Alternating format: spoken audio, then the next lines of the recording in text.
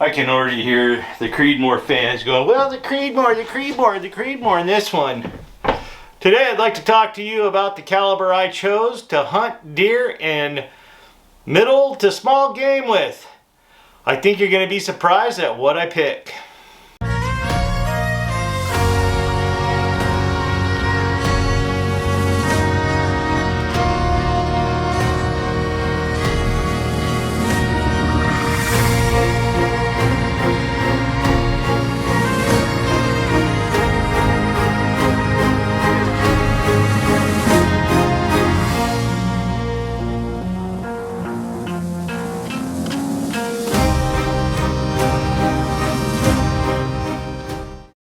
Alright, so this rifle was built before I moved to Montana, but I built it with Montana in mind. It was built last season, but I didn't have a chance to use it. It's seen some pretty rough road time in the process. I didn't get a hunt with it because I had surgery right before hunting season last year and was on mend and did not get to participate. I've taken it out and gotten a couple of coyotes with it. This video is brought to you by EDCKustoms. Okay, stock guns suck, especially Glock and Smith & Wesson. So I have the solution. EDCKustoms. I use this service myself. I even contacted them for the sponsorship. Need a slide cut? Need barrel and slide porting? Optics? They can help you. Take this piece of crap trigger. They can help you with that. It's easy. Call them and talk over what you want. When you're done with the phone call, write a short, sweet love letter and drop it with your stock firearm in a box. Drop the box in the mail. When they receive your box, they perform services with lots of love and lots of compassion. And depending on part availability, they typically have your pimped out firearm back to you in 3 to 5 weeks. No BS. They literally drop it in the mail and mail it back to you. No paperwork. No waiting on forms or the government.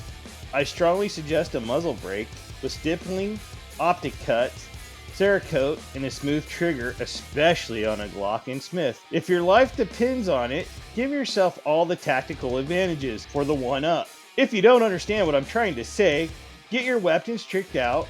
With fast, dependable service, you barely have to leave the couch for.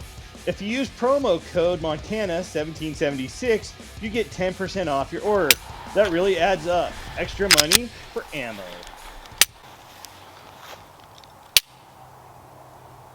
So the Aero Solus came out, and I was interested in it because it had an integrated in 20 MOA rail, which I thought was interesting, and it came with the standard bolt face.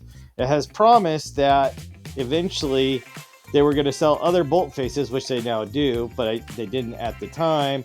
So you could change out the bolt and create switch barrels. I thought it was kind of interesting concept, and so I decided to try the two. Both Aero Soluses, by dumb luck, turned into, their numbers are 850 and 851. I literally bought on the second day that they had dropped them.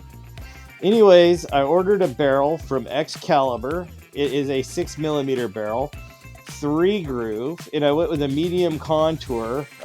Just because I'm shaving weight doesn't mean I want to shave all the weight, because a little bit bigger barrel tends to be a little bit more accurate as we could make it. And being unfamiliar with Excalibur, I decided to just go out on a limb and try it. Ordered the Graybow first Gen 1, or maybe it was just the Phoenix at the time. I can't remember. Anyways, we ordered the stock, and then once again went with the Timney trigger, 1 to 3 pound. And I am not loyal to Timney, but for hunting triggers, they seem to work real good. In my comp guns, I tend to run the Trigger Tech Diamonds. And keep in mind, I'm not sponsored by any of these people. This is all my hard-earned money. This rifle was built a year and a half ago. But once again, Master Gunsmith, Mr. Mark SKAGGS, put together this rifle as well. I chose the cartridge in the 6mm Persuasion. It's called the 6mm Dasher. The 6 Dasher was designed by a gunsmith named Dan Dowling and his friend Al Ashton. The Dasher is a mesh-up between both their names. Between Dowling and Ashton, which came into the Dasher. My journey to the Dasher was an interesting one. I had hired a gunsmith and fired a gunsmith. Part of the reason I fired the gunsmith is he, well, didn't get product done nearly on time, and by on time I mean like years. Secondly, he had me order a short action for the 284 Winchester that I wanted to shoot long distance with, that I wanted to shoot an F class with. What I come to find out through other F class shooters is that indeed you need a long action because you have to seat the bullet out a mile to shoot it. So I met gunsmith Mark SKAGGS, and we had to figure out what to do with the receiver I'd bought. I had bought two Aero Solaces when they first came out. Day 2 that they were on the market, I bought 2 of them. I ordered 2. One is 850, one is 851. That's how fresh to the market they were. I talked to Mark, and Mark just flat refused to build a 284 Winchester for me on a short action. Let's do the 6 Dasher. I said, oh, okay, let's do the 6 Dasher. Then he said, well, you know, the 6 BR. I was listening, and then he goes, but the 6 Dasher. Then he goes, well, the 6 BRA, but the 6 Dasher. So finally I said, Mark, why don't we just do the 6 Dasher? Because the next thing he was going to say was probably GT. So he cut a barrel for me, we put it on, and I fell in love with the 6 Dasher almost immediately. I was shooting under a ½ inch at 300 yards in pretty substantial wind. I went and shot F class against all those guys, those old guys, and it was holding their own, and I was running just rat rod stuff. You'll notice an aluminum plate on the front of the stock. That's to fit in my Caldwell BR rest. Anyways, I liked the cartridge so much that I started thinking maybe we should build a hunting rifle. Well, the 6 Creedmoor's moving at 32,000 feet a second.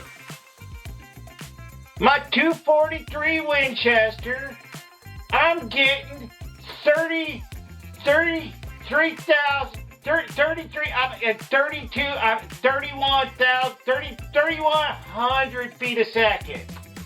Yeah, okay, the 6 Creedmoor, it shoots a little bit faster, like 150 feet a second. Okay, I'm getting 2930. I can get anywhere from 28 to 3,000 with the 6 Dasher. Well, the load for the 6 Creedmoor is 40 to 42 grains. It's not that bad. My 243 with the 100 grain bullet, I'm loading at 44.8 grains of IMR 4831. The 6 Dasher is anywhere from 28 grains of powder to 33 grains of powder. I'm loading mine at 32.4 grains of powder, so I'm using substantially less powder, and I'm getting almost the same velocity.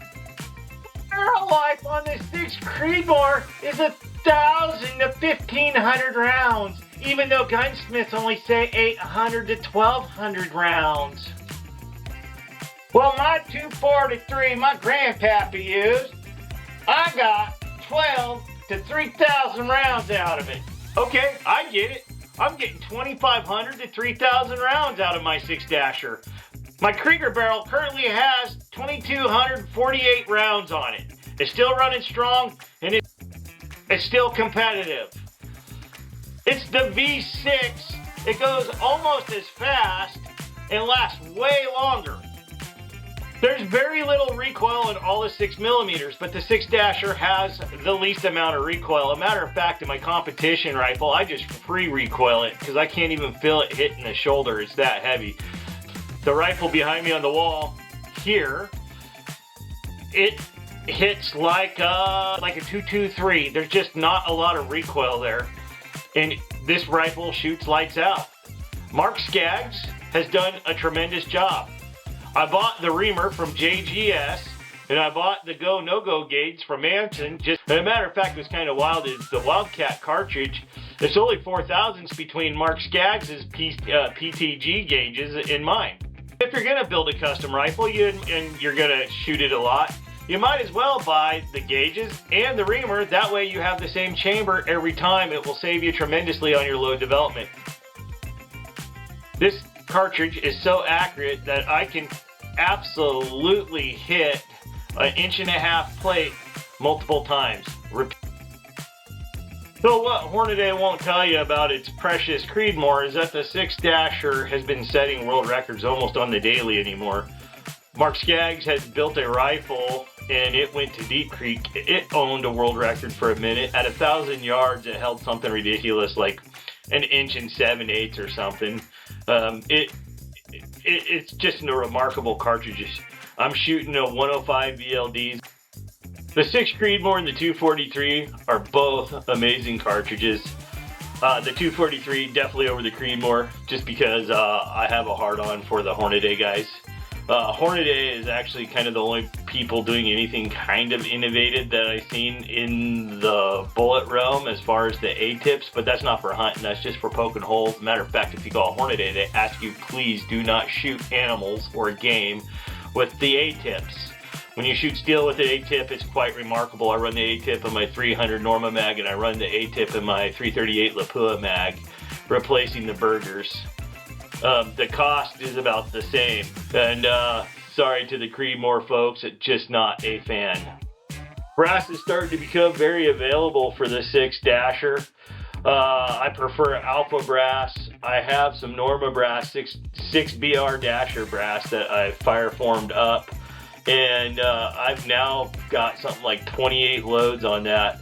When I talked to Alpha Brass, the owner of the company, he is very enthusiastic about shooting and brass, and he's doing great things. Matter of fact, he was telling me that Europe had just made their Alpha Brass the go-to brass. Even Lapua has now started manufacturing brass for the 6-dasher. The only problem with the 6-dasher at this time is I'm just not aware of any manufacturer, major manufacturer like Savage or Remington or anybody that is currently making chambering in 6-dasher. Or to get a custom rifle built, it's just so fun to shoot it, and there's no recoil, it doesn't beat you up. And that's the problem with shooting these big rifles that all these guys want to shoot, and that's why shot placement, I will take shot placement over terminal velocity any day of the week. So the big time negative about this 6-dasher, other than saying 6-dasher about 800 times during this video, is the magazines. Finding 5-round magazines to hunt most of the country is rather hard.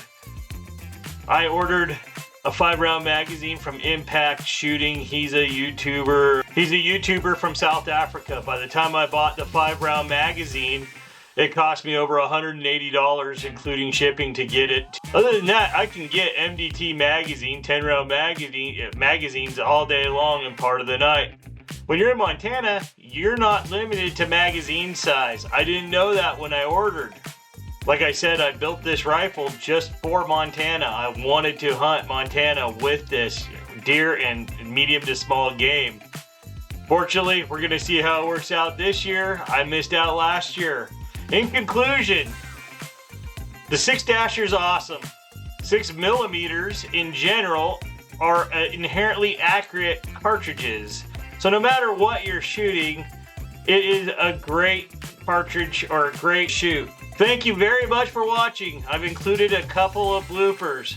I hope you have a great day and a good night. Well, if you shoot the 6 Creedmoor, it's faster. So right before I moved to Montana, I ordered an X caliber barrel. Fuck, I don't even need to do that. If you shoot the 6 Creedmoor, it's much faster and more accurate. Wow! The 6 Creedmoor's moving at 32,000 feet a second.